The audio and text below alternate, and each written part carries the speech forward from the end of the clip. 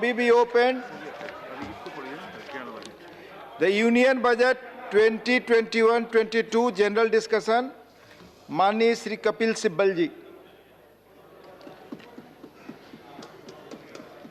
सभापति महोदय, सबसे पहले तो मैं वित्त मंत्री जी को मुबारकबाद देना चाहता हूं कि उन्होंने अपना तीसरा बजट पेश किया।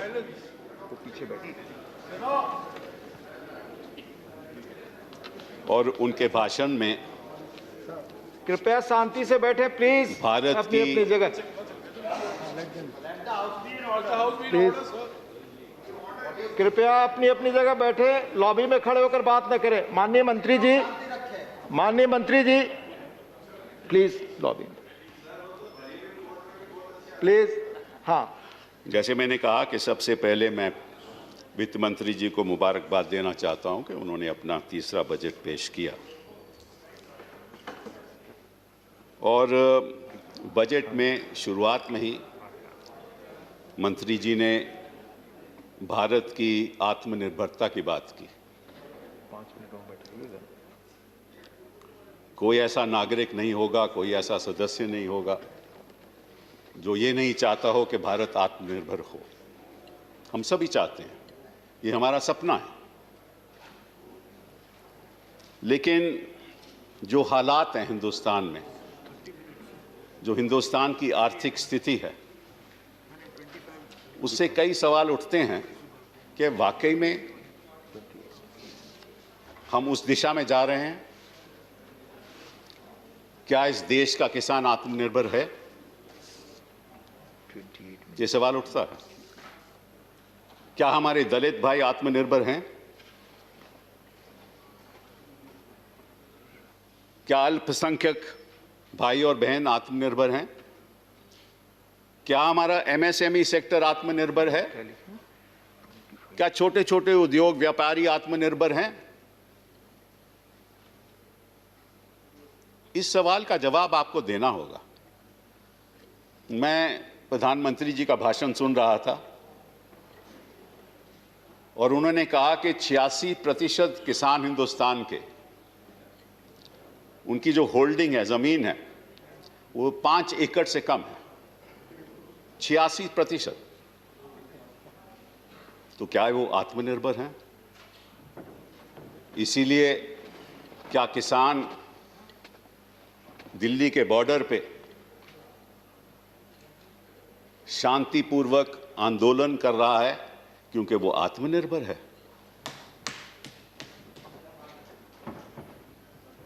ये सवाल का आपको जवाब देना होगा। भाषण तो हो सकता है, वर्ड स्मिथ भी हो सकते हैं, लेकिन जमीनी असलियत हिंदुस्तान की क्या है, यह आपको समझना होगा। एक गरीब आदमी सोचता होगा कि मेरी छोटा सा घर है, छोटी सी दुनिया, मुझे तो उड़ना सिखा दे, नामुमकिन को मुमकिन बना दे। वो ऐसी उड़ान चाहता है कि वो आत्मनिर्भर हो। तो पहली बात तो ये, और कुछ मैं आंकड़े आपको बताऊंगा जिससे साफ जाहिर होगा कि ये एक खोखलापन है। दूसरी बात जो मैं आज आपके सामने रखना चाहता हूं कि दी budget is a very contextual exercise.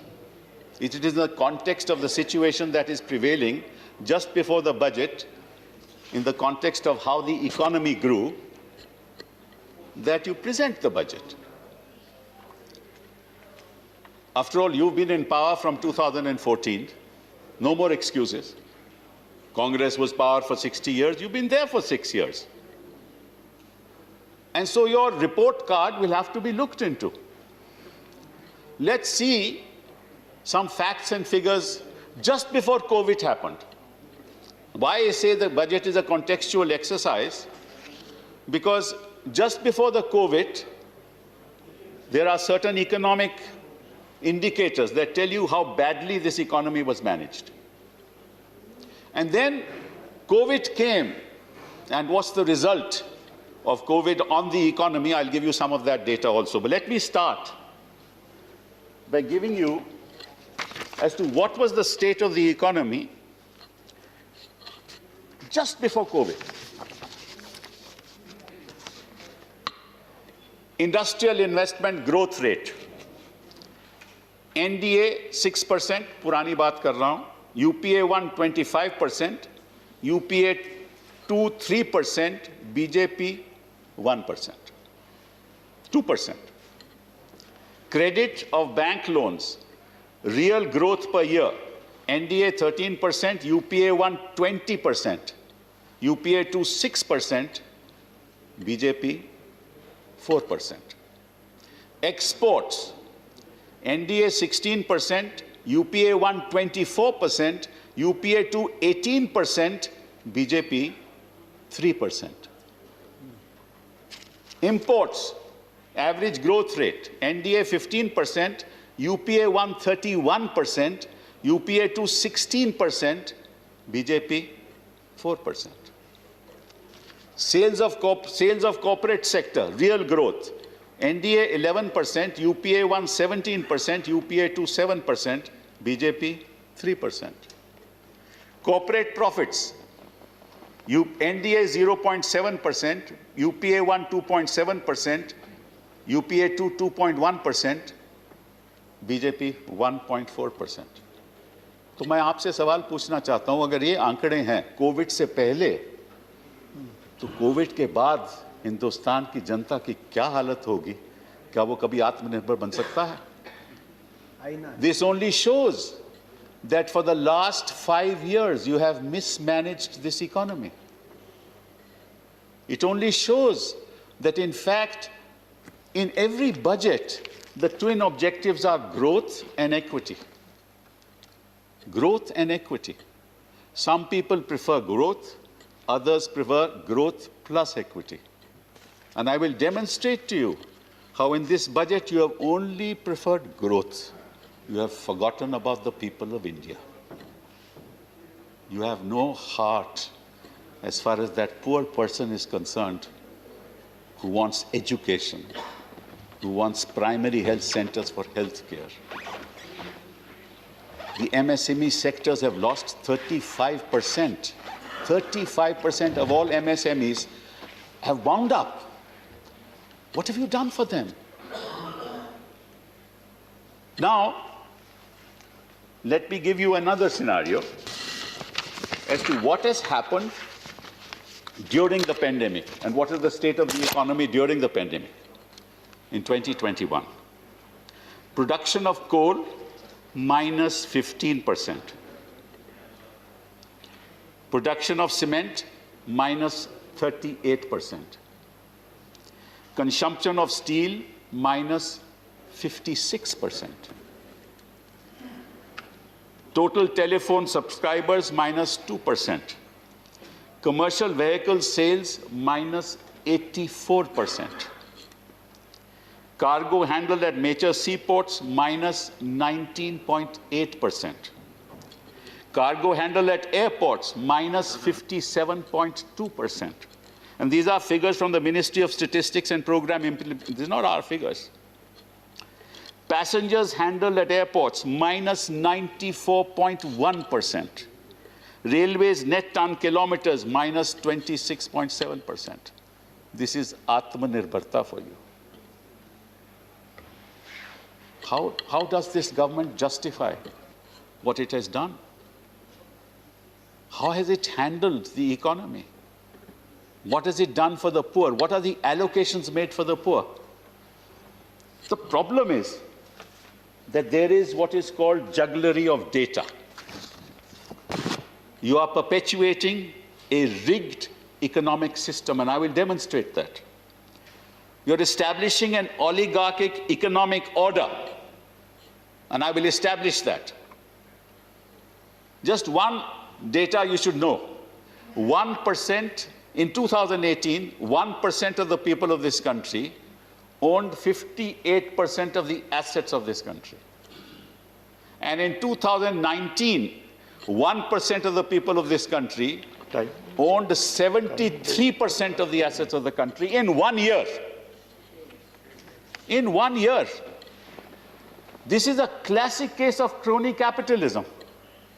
ये जो आप पोर्ट्स की बात करते हैं, एयरपोर्ट्स की बात कर रहे हैं, ये जो आप बातें कर रहे हैं ना, ये पोर्ट्स किसको जा रहे हैं, ये एयरपोर्ट्स किसको जा रहे हैं, ये हमारी देश की संपत्ति कहां जा रही है, कौन ले रहा है, कौन खरीद रहा है, और आप उसका साथ दे रहे हैं। असलियत तो ये है मैडम मिनिस्टर कि there are 4 or 5 big boys in this country who own almost all assets in this country. And one very big boy is everywhere. No, I'll not name anybody. He's everywhere. Ports, airports, city gas distribution centers, railways, everywhere. I mean, I see his footprint everywhere. असलियत तो ये है कि भाई जिस जहाज में आप जाते थे उसको एयरपोर्ट तो आपको देना होगा ना, वो तो जरूरी है ना। 6-7 एयरपोर्ट प्राइवेट उनको दे दिए।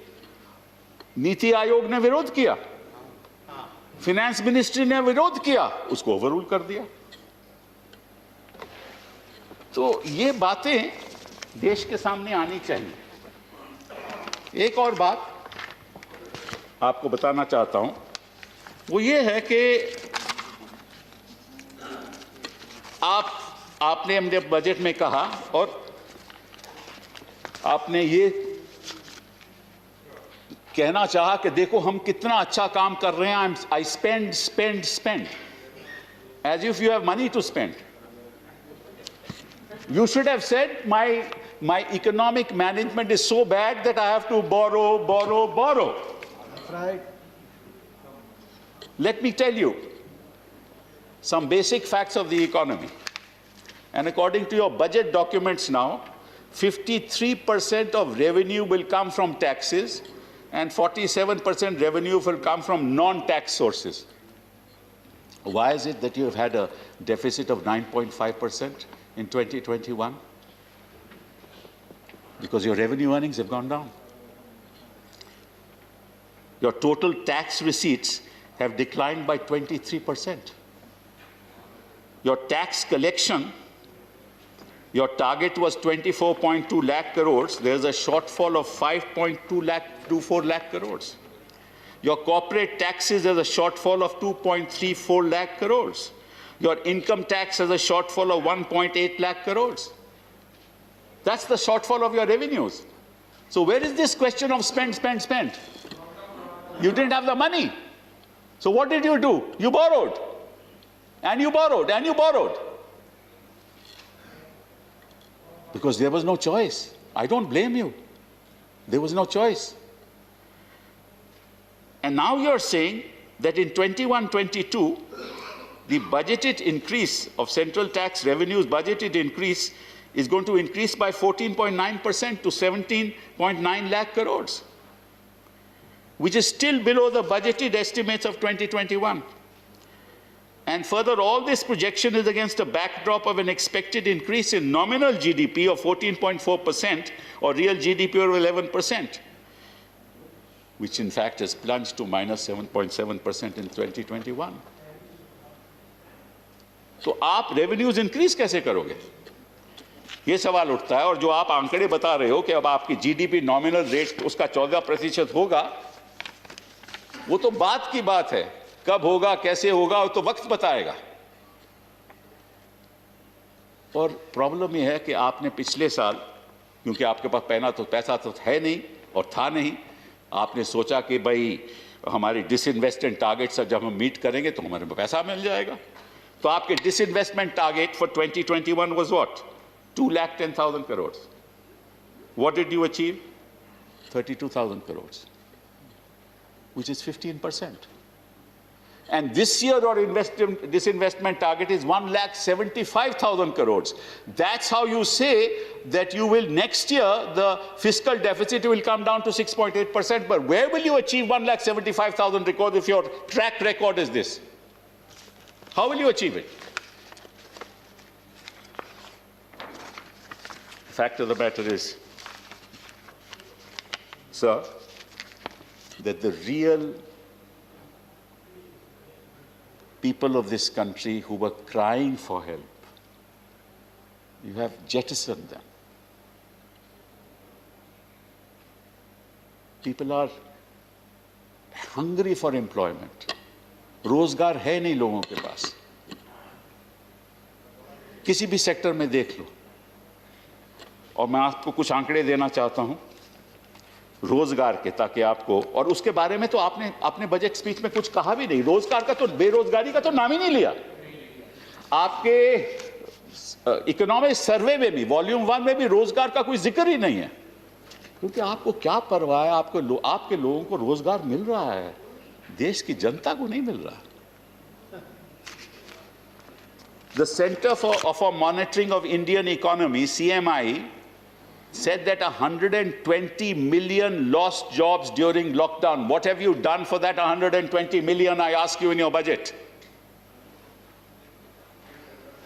In December 2020, the employment was 14.7 million, which was below pre-COVID levels. In January 2021, it was 9.8 million below COVID levels. 21 million jobs were lost by salaried employees. 21 million jobs. तभी तो हम देख रहे थे लोग सैकड़ों किलोमीटर चलते जा रहे थे, कोई साइकिल पे चल रहा था, कोई पैदल चल रहा था. घर पहुंचना चाहते थे क्योंकि यहां उनका घर छूट गया. और आपने इतना भी प्रयास नहीं किया कि उनके जख्मों में कुछ मरहम लगा दो. आप उनको भूल गए. आपको केवल वो उद्योगपति याद है जिनको आपने, मतलब कि आपको याद है ना कि आप ही ने 25% किया था ना, उनका टैक्स कमती किया था ना 25%, और नई जो इंडस्ट्री लग रही थी वो 15% किया आपने. उनका तो आप बड़ा ख्याल रखते हो, और जनता की जो पीड़ित जनता है उनको भूल जाते हो. हिंदुस्तान की जो लेबर फोर्स पार्टिसिपेशन है वो 40% है, ग्लोबल 66% है. फीमेल लेबर फोर्स पार्टिसिपेशन यहां 23% है. बांग्लादेश में 30%, इंडोनेशिया में 39% और थाईलैंड में 45%. और मनरेगा में भी आपने एलोकेशन कम कर दिया भाई, 35%. क्यों किया? वही तो एक साधन था लोगों को कि मनरेगा द्वारा उनको कोई रोजगार मिले. और आप टेक्सटाइल पार्क्स बनाने जा रहे हो, इंफ्रास्ट्रक्चर बनाने जा रहे हो. वो कब बनेगा? आपको मालूम है ना कि इन चीज में वक्त लगता है. अब 6 साल तो आप हो गए. इतने वक्त में भी आप कुछ ज्यादा कुछ कर नहीं पाए. वो तो आंकड़े मैंने आपको बता दिए. तो जब इंफ्रास्ट्रक्चर बनता है तो उसकी प्रोजेक्ट रिपोर्ट बनती है, उसका लैंड एक्विजिशन होता है, उसके बाद एलोकेशन होती है, उसका फिर इंप्लीमेंटेशन होता है. ये साल तो ऐसे ही निकल जाएगा. तो आप एक दिलासा दे रहे हो हिंदुस्तान की जनता को कि देखिए हम इतना इंफ्रास्ट्रक्चर में इन्वेस्ट करेंगे, हम 6-7 टेक्सटाइल पार्क बनाएंगे तो जनता को रोजगार मिलेगा. कब मिलेगा मंत्री जी? हम आपसे पूछना चाहते हैं. आप वादा कर सकते हो कि मिलेगा? वो पीड़ित लोगों को मिलेगा? रियल एस्टेट सेक्टर की अनसोल्ड इन्वेंट्री पड़ी हुई है, उनके भी आपने इंटरेस्ट रेट कम नहीं किए. Telecom sector is in a debt of 8.55 lakh crore. उनको आपने क्या दिया? No relief for the mining sector. Aviation has projected losses of $6 to $6.5 billion in 21. आपने उनके लिए क्या किया? Tourism and hospitality have lost 90,000 crores, over 5 lakh jobs. उनके लिए आपने क्या किया? एग्रीकल्चर, वो भी एलोकेशन आपने कम कर दी. किसान सम्मान निधि जो 65,000 करोड़ थी, करोड़ है, पिछले साल जो 75,000 करोड़ थी, वहां भी आपने कम कर दी. 10,000 करोड़ कम कर. 10,000 करोड़ कम. प्रॉब्लम तो ये है ना कि जो किसान मांग रहा है ना, उसकी मन की बात तो आप सुनते नहीं, अपनी मन की बात हमेशा कहते रहते हैं। किसान क्या कह रहा है आपको? किसान कह रहा है कि मुझे एमएसपी चाहिए और आप कानून उसका बना दो। आप कहते हैं नहीं, हम कानून नहीं बनाएंगे, क्योंकि जो प्राइवेट सेक्टर है, जो प्राइवेट ट्रेडर है, उनके पास आकर वो उसको एमएसपी से ज्यादा देगा। ये आपका कहना है, ये प्रधानमंत्री जी कहते हैं, सभी आपके मंत्री लोग कहते हैं कोई नुकसान होगा ही नहीं किसान को, क्योंकि उसको एमएसपी से ज्यादा मिलेगा। अगर उसको एमएसपी से ज्यादा मिलेगा तो फिर क्या क्या प्रॉब्लम है? आप कानून में बोल दो कि एमएसपी किसान का वो खरीदेगा नहीं, क्योंकि आपका मानना है उसको तो ज्यादा मिलेगा। और ये जो आप एक्सपेरिमेंट कर रहे हैं ना, ये अमेरिका और यूरोप में एक्सपेरिमेंट हो चुका है। और कुछ मैं आपको चौकन्ने आंकड़े आपको बताना चाहता हूं अमेरिका से जुड़े हुए, और शायद आपको अमेरिका में 2020 में, क्योंकि अमेरिका के only 1.5% of the are farming in America, because everything has been corporatized. People own thousands of acres of farmland. Why did this happen? Because people thought that the farming sector will be very progressive and will earn a lot of money, and the farmers will benefit. But let me tell you just one figure. Between 2010 and 2006,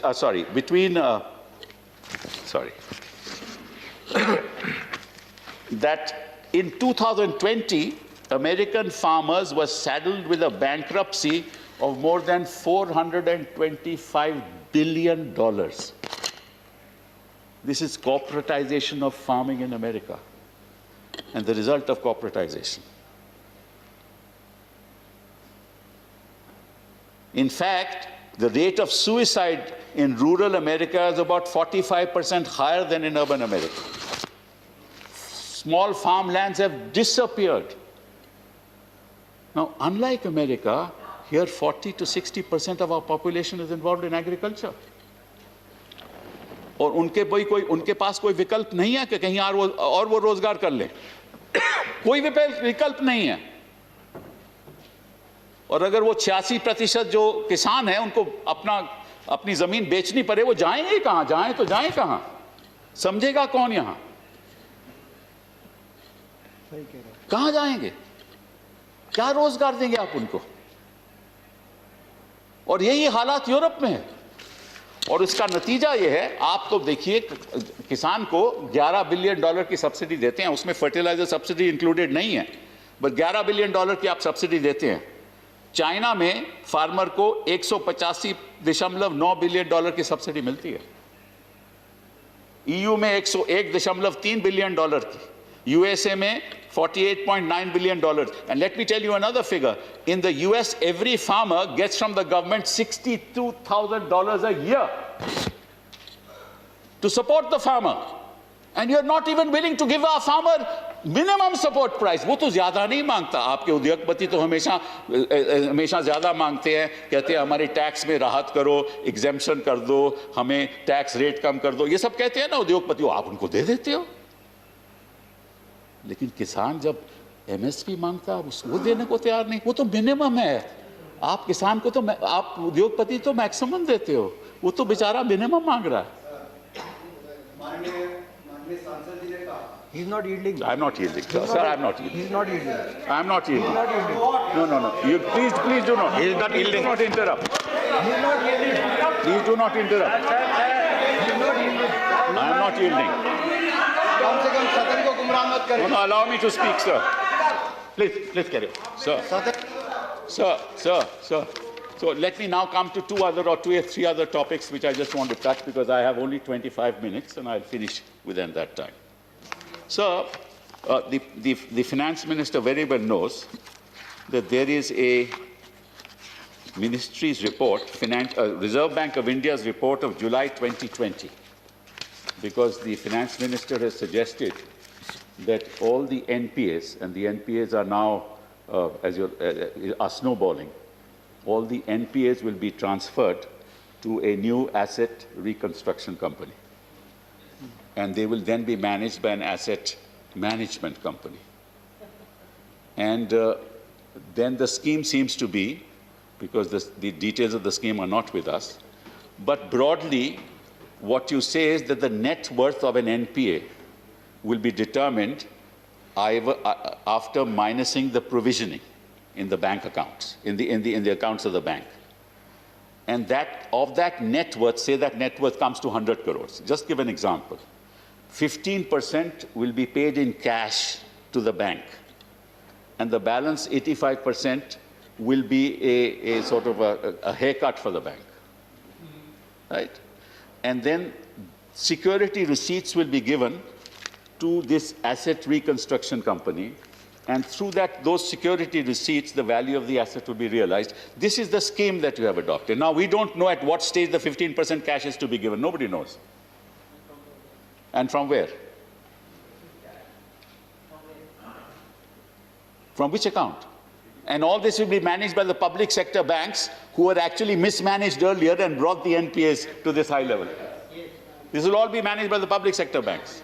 So I'm asking you, how will you give that 15%? When will you give that 50%? How will you calculate who is to give? Secondly, what will happen to that security receipt? Are you going to sell that asset? How are you going to sell that asset? You can't go back to the IBC process.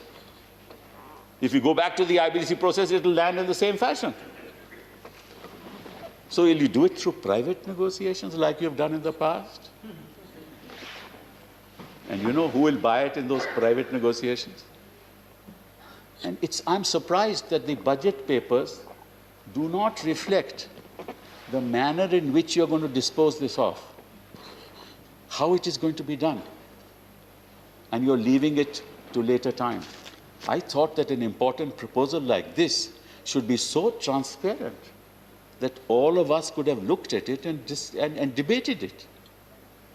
But this is all non-transparent. Now, just to tell you, the Financial Stability Report of July 2020 talks of the NPAs of the public sector banks. This is July 2020. And real estate, and it says, share of good quality loans of the industry as share of total good quality loans as on March 2020. Now, the share of good quality loans in the real estate sector is 2.3%. In other words, the bad quality loan is 98.7%.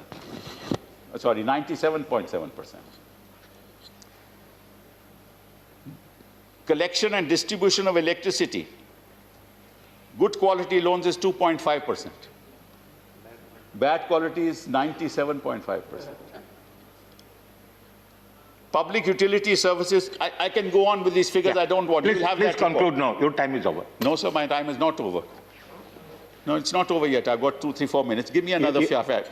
Give me another 5 minutes. You have 25 minutes.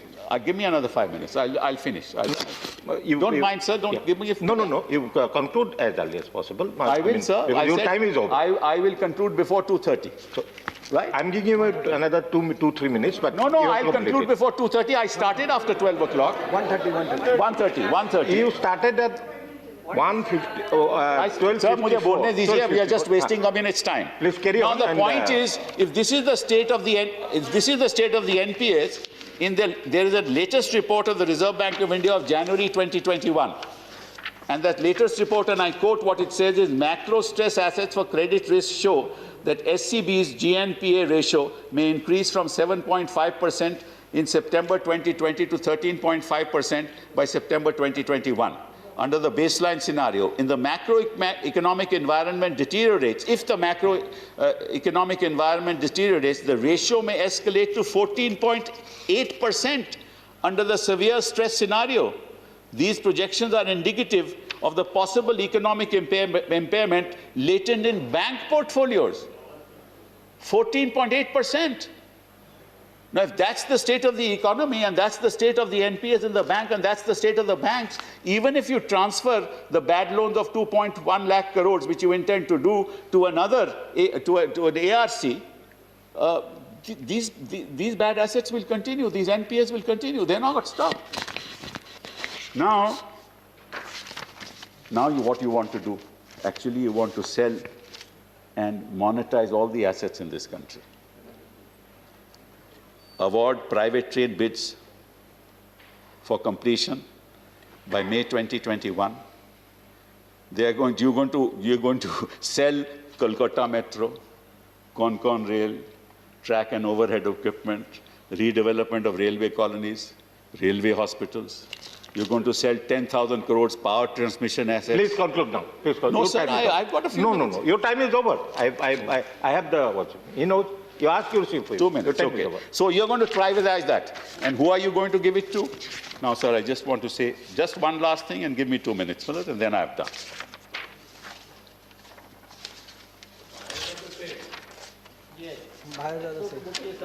You have other speakers also. ये जो 2-4 लोगों की मैं जो बात कर रहा हूं ना, एक ऐसी कंपनी है जिसके पास लगभग सब कुछ है, पोर्ट्स हैं, एयरपोर्ट्स हैं, सब कुछ है। तो और देखिए, स्टील सेक्टर में 2-3 प्लेयर हैं, पावर सेक्टर में 2-3 प्लेयर हैं, एक प्लेयर सब सेक्टर में है। तो ये कैसे काम चलेगा? This is a classic case of crony capitalism. और आखिरी बात जो मैं कहना चाहता हूं वो ये है कि आपने ये बात कही है कि हम पुराने बजट्स में वोट बैंक पॉलिटिक्स करते थे। ये आपने कही, आपके प्रधानमंत्री जी ने कही। और इस बजट में आपने क्या किया? आपने असम में, ये सब जो राज्य सरकारें हैं, यहाँ चुनाव आने वाले हैं, असम में 34,000 crore. Please I'm just concluding in a minute. West Bengal में, ये बात तो करने दो। वेस्ट बंगाल में 675। 1 minute, असम, वेस्ट बंगाल में 675 किलोमीटर्स बना रहे हैं आप। केरला में 1100 किलोमीटर्स नेशनल हाईवे, तमिलनाडु में 3500। और आप कहते हैं आप वोट बैंक पॉलिटिक्स नहीं करते। आप बजट में वोट बैंक पॉलिटिक्स करते हो और of budget note bank politics करते हो। Thank you, Mr. Sival. I am calling the other speaker. Thank you very much. The next speaker is Sri Sushil Kumar Modi. Please, no, I am not allowing you. Mr. Sushil Kumar Modi. No. Nothing will go on record without permission. Nothing will go on record. Mr. Sushil Modi. आप बोलिए।